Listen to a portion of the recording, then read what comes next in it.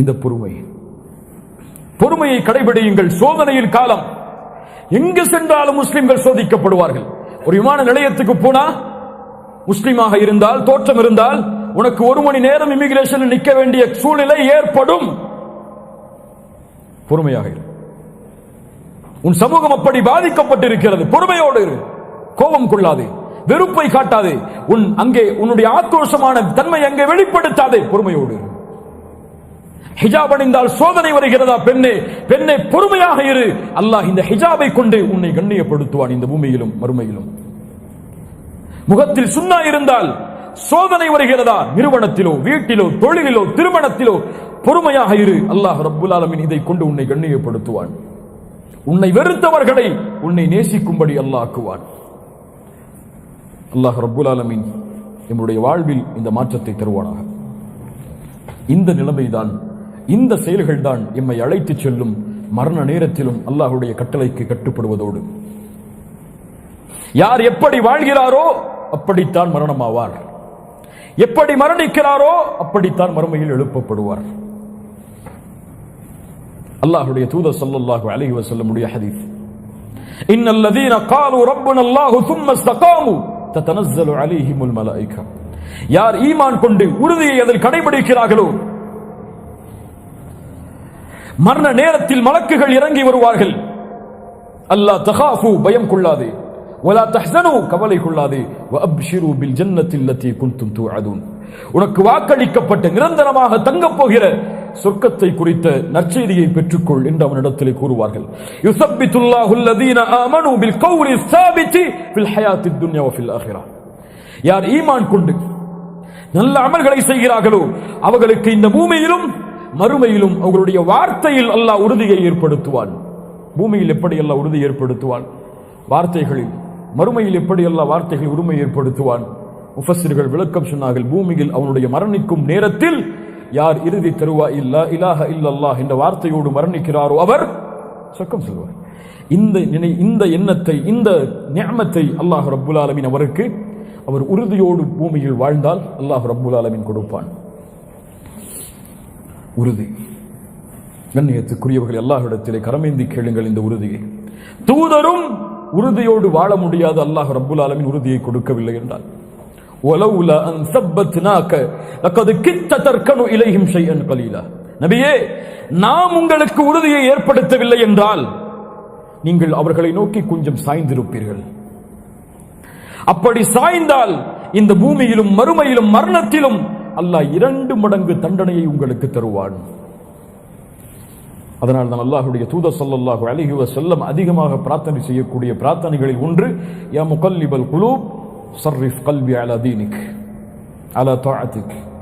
உள்ளங்களை புரட்டக்கூடியவனே, என்னுடைய உள்ளத்தை உன்னுடைய தீனை நோக்கி நீ திருப்புவாயாக, உனக்கு கட்டுப்படுவதில் நிலை பெறச் செய்வாயாக என்று அல்லாஹ்வுடைய தூதர் ஸல்லல்லாஹு அலைஹி வஸல்லம் அவர்கள் பிரார்த்தனை செய்வார்கள். இறுதியாக இந்த கொள்கை உறுதியை, குணத்தின் உறுதியை பெற வேண்டும் என்றால் சில வழிமுறைகள். முதலாவது, உங்களுடைய உள்ளத்தை நீங்கள் பாருங்கள், நான் எதுவுமே இல்லை என்று. அப்படின்னா நான் செய்யக்கூடிய வணக்க வழிபாடுகளோ, என் வாழ்வில் இருக்கக்கூடிய செல்வங்களோ, அல்லது நான் செய்யக்கூடிய அமல்களோ நான் எதுவுமே இல்லாதவன் என்பதைத்தான் எனக்கு காட்டுகிறது. என்னால் எதுவும் முடியாது. லா ஹவுல வலா குவத்த இல்லா பில்லாஹ். எந்த நன்மையும் என்னால் செய்ய முடியாது, எந்த தீமையும் என்னால் செய்ய முடியாது அல்லாஹ்வுடைய உதவி நாட்டம் இல்லாமல். ரமதானில் தொழுதேன், நோன்பு வைத்தேன், இரவு வணக்கத்தில் ஈடுபட்டேன். யாரால்? என் ரப்பு எனக்கு கொடுத்த அருளால். ஆனால் நானாக எதையும் நான் செய்யவில்லை. இய்யாக நஅபுத் வ இய்யாக நஸ்தஈன். உன்னையே வணங்குகிறேன் யா அல்லாஹ், உன்னிடத்திலேயே எல்லா விஷயத்திற்கும் உதவி தேடுகிறேன். நான் எதுவும் இல்லாதவன். என் ஈமான் எல்லாம் பொருட்டே கிடையாது. நான் இன்றும் நயவஞ்சகனாகத்தான் இருப்பேனோ என்ற அச்சம் என்னுடைய உள்ளத்தில் தொடர்ந்து கொண்டிருக்கிறது. நான் மரணமானால் என் நிலைமை என்ன ஆகும் என்ற பயம்தான் என்னிடத்தில் இருக்கிறதே தவிர சொர்க்கம் செல்லுவேன் என்ற உறுதி என்னிடத்திலே இல்லை. ஆதரவு இருக்கிறது, ஆனால் உறுதி எனக்கு ஒருபோதும் ஏற்படாது என் மரணம் வரை என்ற எண்ணம் உள்ளத்திலே இருந்து என் நஃப்ஸை நான் ஒன்றுமில்லாமல் பார்த்து என் காலுக்கு கீழ் போட்டு மிதித்தால் கொள்கையில் உறுதி வரும், வணக்க வழிபாடுகளில் உறுதி வரும் என்று நான் என்னை மேன்மைப்படுத்தி ஒரு தரத்திற்கு வந்துவிட்டேன். இந்த சமூகத்தில் என் ஈமான் ஒரு அந்தஸ்தை அடைந்து விட்டது என்று எண்ணுகிறேனோ அப்போது நான் எல்லாவற்றையும் கைவிட்டு என் வாழ்வை நான் பழைய முறையில் வாழத் தொடங்குவேன். சஹாபாக்கள், பெரும்பாலான சஹாபாக்கள், உமரும் கூட ரலியல்லாஹு அன்ஹு, அல்லாஹ்வுடைய தூதருடைய மரணத்திற்கு பிறகு கூட நயவஞ்சகர்களின் பட்டியல் கையில் இருக்கக்கூடிய நபித்தோழரிடத்திலே சென்று நான் நயவஞ்சகனாக இருப்பேனோ என்று கேட்டார்கள். இரண்டாவது, வணக்க வழிபாட்டிலும் இன்னும் சில செயல்களிலும் நடுநிலையை, நேர்மையை கடைபிடியுங்கள். எல்லையை கடக்கவும் வேண்டாம், எல்லையை விட்டு விலகிவிடவும் வேண்டாம். எப்போதும் நடுத்தரமான மனிதனாக ஒரு முஸ்லிம் வாழ வேண்டும். எப்போது பார்த்தாலும் பள்ளிவாசல், எப்போது பார்த்தாலும் தொழுகை, வணக்க வழிபாடு என்று வாழ்க்கையை முடக்கிவிடவும் வேண்டாம். எப்போது பார்த்தாலும் தொழில், வருமானம், செல்வம் என்று குடும்பத்தார்களோடு ஓடிவிடவும் வேண்டாம், ஒதுங்கிவிடவும் வேண்டாம். இரண்டிலும் நடுநிலையை கடைபிடிக்க வேண்டும்.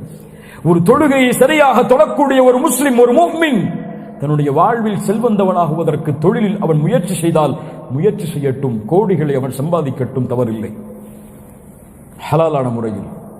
ஆனால் தொழுகை இல்லாமல் உங்களுடைய வியாபாரத்தில் நீங்கள் முன்னேற வேண்டும் என்ற எண்ணத்தை கூட உங்களுடைய வாழ்வில் நீங்கள் கொண்டிருக்காதீர்கள். இரண்டும் உங்களுக்கு நஷ்டத்தை தவிர எதுவும் தராது. ஹந்தலா ரலியல்லாஹு அன்ஹு அபூபக்கரை சந்தித்தார்கள். சந்தித்து சொன்னார்கள், நாஃபக ஹந்தலா, ஹந்தலா முனாஃபிக்காகி விட்டார் அபூபக்கரே. சுப்ஹானல்லாஹ். ஹந்தலா யார்? குத்தாபுல் வஹி, தூதருடைய வஹியை பதிவு செய்யக்கூடிய, குர்ஆனை எழுதக்கூடிய நபித்தோழர்களில் ஒருவர். அபூபக்கர் சொன்னார்கள், ஏன் ஹந்தலா, ஏன் அப்படி சொல்கிறாய்? அல்லாஹ்வுடைய ஹந்தலா ரலியல்லாஹு அன்ஹு சொன்னார்கள், அபூபக்கரே, உனக்கு தெரியுமா, தூதருடைய ஹதீஸை கேட்கிறோம், தூதரோடு இருக்கிறோம், அப்போது அல்லாஹ்வை அதிகமாக நினைவு கூறுகிறோம். தூதரை விட்டு பிரிந்து வீடுகளுக்கு வந்து குடும்பத்தார்களோடு, குழந்தைகளோடு வாழ்ந்து விட்டால், வந்துவிட்டால் எமக்கு அல்லாஹ்வுடைய தூதருடைய நினைவு, மார்க்கத்தின் நினைவு குறைந்து விடுகிறது. நான் நயவஞ்சகனாக இருப்பேனோ என்ற அச்சம் வருகிறது. அபூபக்கர் சொன்னார்கள் ரலியல்லாஹு அன்ஹு, ஹந்தலா, நானும் அப்படித்தான் நினைக்கிறேன், நானும் முனாஃபிக்காக இருப்பேனோ. அபூபக்கரும் ஹந்தலா அவர்களும் அல்லாஹ்வுடைய தூதரை சந்திக்கிறார்கள். அபூபக்கர் எடுத்து அல்லாஹ்வுடைய தூதர் ஸல்லல்லாஹு அலைஹி வஸல்லம் இடத்திலே ஹந்தலா அவர்களும் அபூபக்கரும் சொன்னார்கள், இந்த செய்தியை நாங்கள் முனாஃபிக்காக விட்டோம் என்று பயப்படுகிறோம். அல்லாஹ்வுடைய தூதர் என்ன சொன்னார்கள் தெரியுமா? சுப்ஹானல்லாஹ். ஒரு நபி ஒரு சமூகத்தை, ஒரு நபித்தோழர்களை வழிகாட்டக்கூடிய முறையை பாருங்கள். நேர்மையை, நீதியை வணக்க வழிபாடுகளிலும் அவருடைய ஈமானிலும் கடைபிடிக்க கூறக்கூடிய முறையை பாருங்கள். ஹந்தலாவும் அபூபக்கரும் கவனித்துக் கொள்ளுங்கள். நீங்கள் என்னிடத்தில் இருக்கக்கூடிய ஈமானை போன்று உங்களுடைய தெருக்களிலும் உங்களுடைய படுக்கைகளிலும் நீங்கள் இருக்க வேண்டும் என்று ஆசைப்பட்டால் மலக்குகள் வீதிகளுக்கு இறங்கி வந்து உங்களுடைய கரங்களை குலுக்க இருப்பார்கள். நீங்கள் மனிதர்கள், சாஅத்தன் சாஅ, ஒரு காலம் இப்படித்தான் இருக்கும், இன்னொரு காலம் அப்படித்தான் இருக்கும், இன்னொரு காலம் அப்படித்தான் இருக்கும், இன்னொரு காலம் அப்படித்தான் இருக்கும். ஈமான் ஏறும் இறங்கும், அவ்வளவுதான். ரமதானில் உங்களுடைய ஈமான் அதிகமாகத்தான் இருக்கும், ரமதானில் குறையும். ஆனால் மீண்டும் குறைய விடாதீர்கள், அதிகப்படுத்த முயற்சி செய்யுங்கள். மீண்டும் குறையும், மீண்டும் அதிகப்படுத்துங்கள், மீண்டும் குறையும், மீண்டும் அதிகப்படுத்துங்கள். பாவங்களையும் குற்றங்களையும் செய்ய மாட்டீர்களா? செய்வீர்கள். ஆனால் தௌபா செய்து மீண்டும் வருங்கள் என்று ஈமானும் நன்மைகளும் ஏறும் இறங்கும் என்று அல்லாஹ்வுடைய தூதர் ஸல்லல்லாஹு அலைஹி வஸல்லம் கூறினார்கள். மூன்றாவது, வணக்க வழிபாடுகளுடைய முறைகளுக்கு இருக்கக்கூடிய முக்கியத்துவத்தை நாம் வணக்க வழிபாடு என்று அறியாத பல விஷயங்களில் கவனத்தை செலுத்த தயாராகுங்கள். அல்லாஹ் ரப்புல் ஆலமீன் உறுதியை நம்முடைய வாழ்வில் ஏற்படுத்துவான், நம்முடைய பாதங்களை அல்லாஹ் பலப்படுத்துவான். எதில் ஒரு முஸ்லிம் தன்னுடைய வாழ்வில் இந்த உலகத்தார்களுக்கு எடுத்துக்காட்டக்கூடிய மனிதனாக வாழ வேண்டும். உலகத்தார்கள் வெறுக்கக்கூடிய ஒரு மனிதனாக ஒரு முஸ்லிம் வாழ்ந்துவிடக் கூடாது. எப்போது வணக்க வழிபாடுகளில் மட்டும் ஒரு முஸ்லிம் தன்னை சுருக்கிக் கொண்டு இஸ்லாம் காட்டக்கூடிய பல துறைகளில் தன்னுடைய கவனத்தை அவன் செலுத்தவில்லையோ அப்போது இந்த பூமியிலிருந்து அவன் பலவீனப்படுத்தப்படுவான், பூமியிலிருந்து அப்புறப்படுத்தப்படுவான் மற்ற சில மனிதர்களால். அபூபக்கர் ரலியல்லாஹு அன்ஹுடைய ஹதீஸை ஆதாரம் காட்டி இதை கொஞ்சம் பார்ப்போம். அல்லாஹ்வுடைய தூதர் ஸல்லல்லாஹு அலைஹி வஸல்லம் ஒரு முறை கேட்டார்கள், மன் அஸ்பஹ மின்கும் அல்-யௌம ஸாயிமா, இன்றைய தினம் யார் நோன்பாளியாக இருந்தது? அபூபக்கர் சொன்னார்கள், அன யா ரசூலல்லாஹ், மறுபடியும் கேட்டார்கள், இன்றைய தினம் யார் ஒரு ஜனாசாவை பின்தொடர்ந்தது? அபூபக்கர் சொன்னார்கள், அன யா ரசூலல்லாஹ். யார் இன்றைய தினம் ஒரு நோயாளிக்கு நலம் விசாரித்தது?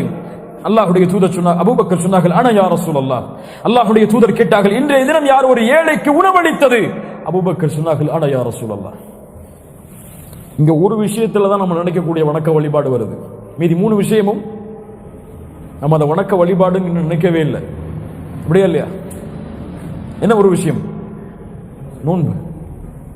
அபூபக்கர் ரலியல்லாஹு அன்ஹு ஒரே தினத்தில் நோன்பு வைத்தார்கள், ஒரே தினத்தில் ஜனாசாவை பின்தொடர்ந்தார்கள், ஒரே தினத்தில் ஒரு ஏழைக்கு உணவளித்தார்கள், ஒரே தினத்தில் ஒரு நோயாளியை நலம் விசாரித்தார்கள். அல்லாஹ்வுடைய தூதர் சொன்னார்கள், சொர்க்கவாதிக்குரிய எல்லா தன்மையும் ஒன்று சேர்ந்து இருக்கிறது உம்மிடத்தில். சுப்ஹானல்லாஹ். அபூபக்கர் ரலியல்லாஹு அன்ஹு. இந்த தன்மைதான் தூதர் ஒரு சமூகத்தை உருவாக்கிய தன்மை. ஒரு முஸ்லிம் எல்லா துறைகளிலும் கொடிகட்டி பறக்க வேண்டும். ஆம், கல்வியிலா முதல் தரத்திற்கு அவர் முயற்சி செய்ய வேண்டும், தொழிலிலா முதல் தரத்திற்கு அவர் முயற்சி செய்ய வேண்டும், குணத்திலா முதல் தரத்திற்கு முயற்சி செய்ய வேண்டும், உலகத்தில் மனிதநேய செயல்பாடுகளா முதல் தரத்திற்கு அவன் முயற்சி செய்ய வேண்டும். என எல்லா துறைகளிலும் அவன் முயற்சி செய்ய வேண்டும். தூதர் காட்டிய வழிமுறைகளுடைய எல்லா அம்சங்களையும் வாழ்க்கையில் செயல்படுத்த அவன் தயாராக வேண்டும். ஒரு முஸ்லிம் சோம்பேறியாக இருக்க மாட்டான். ஒரு முஸ்லிம் சோம்பலை தன்னுடைய உடலிலும் அழகிலும் வெளிப்படுத்த மாட்டான். அப்படியே இல்லையா? அல்லாஹ்வுடைய தூதருக்கு முன்னால் பரட்டை தலையோடு வந்தால் தூதர் விரும்புவார்களா? என்ன சொல்வார்கள்? என்னை சீவி தலையை சீவி விட்டு வா என்று கட்டளையிடுவார்கள். சுப்ஹானல்லாஹ். தூதர் ஸல்லல்லாஹு அலைஹி வஸல்லம் குதிரை ஏறி விளையாடுவதை அனுமதித்தார்கள். குதிரை ஓட்டுவதற்கு பழக்கப்படுத்துமாறு கட்டளையிட்டார்கள். நீச்சலுக்கு அல்லாஹ்வுடைய மார்க்கத்தில் அனுமதி இருக்கிறது. உடலை திரகாத்திரமாக வைப்பதற்கு அல்லாஹ்வுடைய மார்க்கத்தில் அனுமதி இருக்கிறது. இன்று ஆரோக்கியம் அந்த பகுதியெல்லாம் மார்க்கத்தில் கடைபிடிக்கப்படுவது கிடையாது. விளையாட்டுகள் இந்த பகுதியெல்லாம் மார்க்கத்தில் சுன்னாவின் அடிப்படையில் கடைபிடிக்கப்படுவது கிடையாது. மனிதநேய செயல்பாடுகள் கடைபிடிக்கப்படுவது கிடையாது. முஸ்லிம் சமூகத்துடைய மனிதநேய செயல்பாடுகள் என்றால் கடைபிடிப்போம். பிற சமூகத்துடைய மனிதநேய செயல்பாடுகள் என்றால் இன்னும் முஸ்லிம் சமூகம் அதில் அதிகமான கவனத்தை செலுத்துவது கிடையாது. இல்ல மாஷா அல்லாஹ், அல்லாஹ் பாதுகாத்தவர்களை தவிர. இது போன்று கடமை என்று நாம் எண்ணக்கூடிய விஷயங்களை கவனம் செலுத்தி, கடமை என்று நாம் எண்ணாத விஷயங்களுக்கு மார்க்கம் அனுமதித்த முறையில் எம்மை வளர்த்துக் கொள்வது, இதுதான் முஸ்லிம் சமூகம் மேம்படுகிறது என்ற அர்த்தமாகும். எதுவும் தவறு கிடையாது. தீனில் ஹலாலான வழியில் அதை செயல்படுத்தும் போது அல்லாஹ் ரப்புல் ஆலமீன் புரியக்கூடிய ஆற்றலை, அறியக்கூடிய ஆற்றலை எமக்கு தருவானாக.